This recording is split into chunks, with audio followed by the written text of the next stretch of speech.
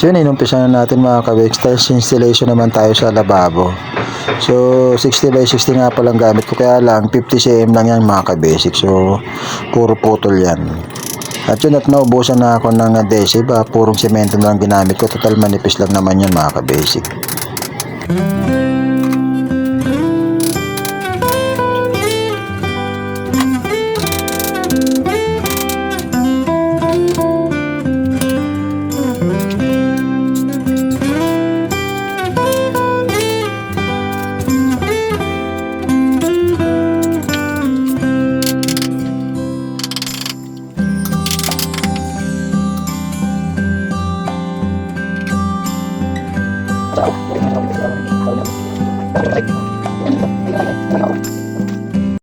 At ayun, natapos na natin mga kabasic. So wala na nga palang sink yan. So puro tiles lahat yan.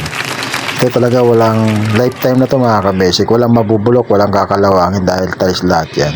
So bukas gripo yung gagawin natin dyan at mga grout.